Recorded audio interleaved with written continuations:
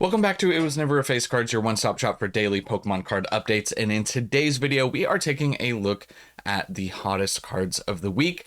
And starting off is a card that you guys are very familiar with. We've talked about quite a bit on the channel recently, but just continues to climb up and up and up. And that is none other than the Bubble Mew.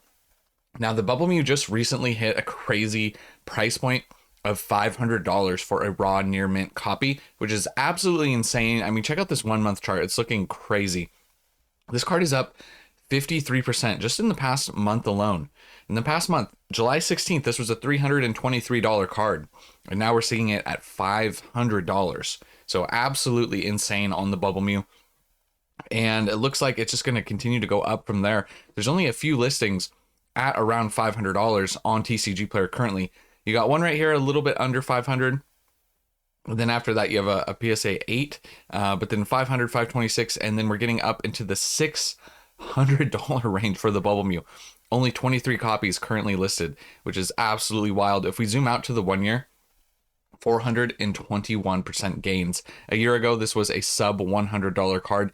Currently, if you want to pick up this card, the only way you're going to get a sub $100 card is if you're getting a simplified Chinese version, which actually, with how big this card's going up, may not be a bad pickup. Looking at both Japanese and simplified Chinese, those actually might be good pickups, because if this card continues to climb, you know, the Japanese card and other languages like the simplified Chinese are going to go up in value as well. So that actually may not be a bad play. But we've seen the Bubble Mew work in cycles. Previously, it shot up to 300 in December and then came all the way back down to 260, then shot up to 421. And then recently, it took a long time. This is one where it fell for months and months, down to a low of 290. And now we're seeing over $500. So that's what we're currently seeing for the Bubble Mew, leading the way. And PSA 10 prices are looking pretty insane as well. You can see last solds, this is as of yesterday, one as high as $1,900, but the other one's $1,795 and $1,775. So we'll have to see and keep an eye on PSA 10 prices as well. These could easily, I mean, with the rate at which this is going, these could easily crack $2,000 for a PSA 10 in just a matter of time. So the Bubble Mew proving to be an iconic card that just cannot be stopped and cannot be slowed down. Then we have a card from Destined Rivals, which is a little unfortunate for me because I'm still working on my Destined Rivals master set. It's been a little slow, but I don't currently have this card, and this card's up. The Moltres is up 36% in the past month, going from $130 up to around $170. So it is a nice card too. It's nice to see some other card from Destined Rivals start to move up a little bit. I did think that this card was maybe a little undervalued when it initially came out, compared to some of the other cards that we were seeing. As far as like price wise in the set, I thought, oh, 130 for the Moltres maybe seems a little low, because I thought it was a little nicer, you know, and should have been up there a little bit. But yeah, so now approaching $200. We'll have to keep an eye on this and wait and see if this actually surpasses 200. Right now, after that price jump, you're seeing a lot of people start listing in the 160 range. So it looks like this card's probably going to come down just a little bit. It shot up pretty big, and now it's probably going to come down a little. Maybe it'll level off before it goes on another move. So I'll keep you guys updated on that. Make sure you subscribe to the channel with notifications on, by the way, because I do post daily content. You guys don't have to do any research for the Pokemon card market. I will just keep you guys updated in daily videos.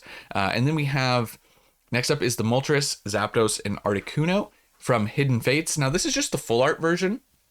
And it's worth noting that this card is up pretty big percentage-wise, from around $30 up to 50. So 67% in the past month. And it makes sense that the other versions of these cards getting more attention. So the full art is going to move as well. Definitely, it becomes the more affordable option. Same thing. So it's just trickle down economics at this point, as far as how this goes, with the, like I said, with the nicer cards moving up. And let's see what the 3 month is. So this card was declining a little bit. It's still up 34% on the 3 month. 230% on the 6 month, and the 1 year is looking really good at 359%. A year ago, this was a $10 card, and now we're seeing it at 50, and that does reflect in the lowest listeds. There's pretty much only 2 copies currently as of this recording at $50, and then it shoots up into the $70 range pretty quickly. So it looks like the full art version of this is going to continue to keep rising, at least for the foreseeable future. So if you want to keep an eye on this card. Keep in mind too, like when last time it ran up, it did decline for a bit. So might see a run up and then a decline possibly. That does tend to happen after cards shoot up pretty big. And this is one we talked about. I think we talked about this one more recently. But with the Mega Rayquaza a set, coming soon for in the Mega Evolution block, we're seeing obviously anytime like we get a set about a future set, we see the older cards continue to rise. And this one's a little bit more interesting because it's from Celebrations, but we have the Mega Rayquaza from Celebrations up 158%. If you can believe that. This card is now currently around $50, which is a little shocking to me. Not that it's not a nice card, but it's just the Celebrations reprint. But we also are slowly getting closer and closer to that 30th anniversary. So we're seeing a lot of hype around the anniversary sets as well. So I think it's a little bit of a combination between we're going to get some Rayquaza love plus the Celebrations anniversary stuff. But 52% in the past month. And then let's check out the 1 year. This is where, this was a sub $10 card a year ago. So that's the part that kind of surprised me, just from it being, from Celebrations, not too crazy. But it was slowly climbing before this to around $20. And then more recently, obviously, seeing that big bump up in price. And it looks like a few more sales. I don't know, might be in that $60-$70 range if things continue to move like this as well. So I'll keep you guys updated on this card in the future as well.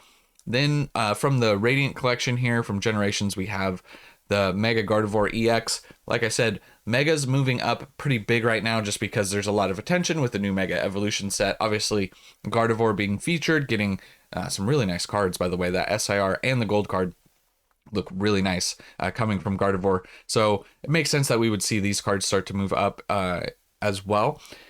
Up 25% in the past 3 months and 21% in the past month.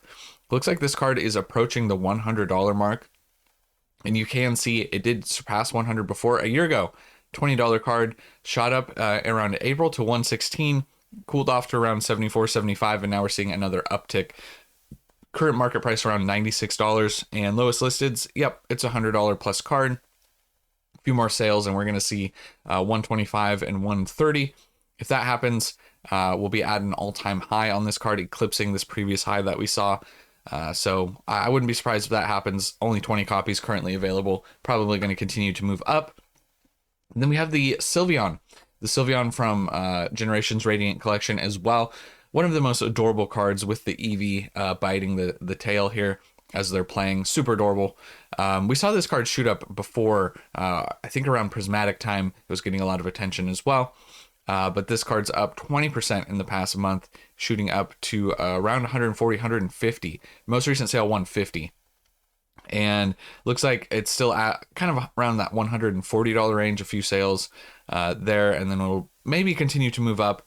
But another low supply, low pop card, 22 copies currently available.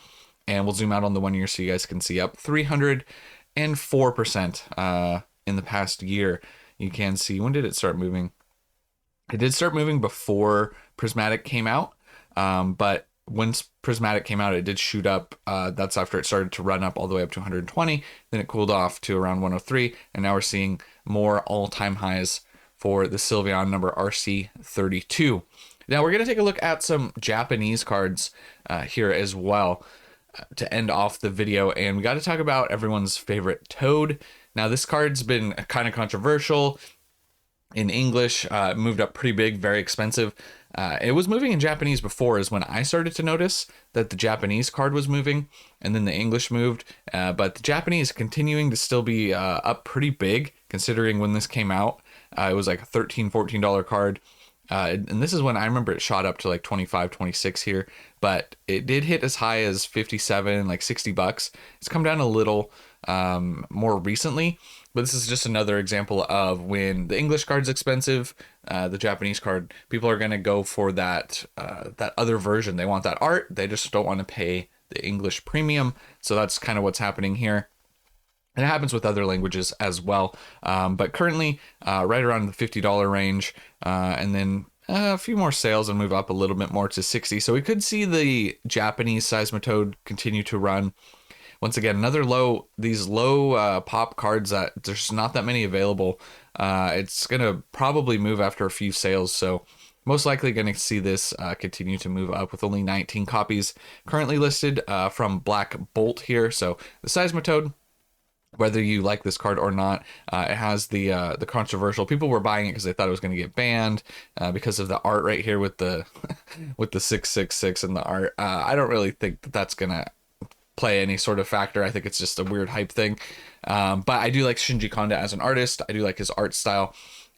So, and you can definitely tell that this is his work. So, I do like the card from that aspect. I don't know if this is popular enough of a Pokemon. So this is one that like I think is very interesting to watch long term, both English and Japanese, to see kind of how this holds up, or if this is just like kind of like a hype bubble and then it just goes away after a while. But that's currently what we're seeing as far as that card goes. And then this is another one we just recently talked about, but it's continuing to rise even more. And this is the Detective Pikachu promo. 138% in the past 3 months and 60% in the past month. You can see a big uptick in sales right here, August 3rd.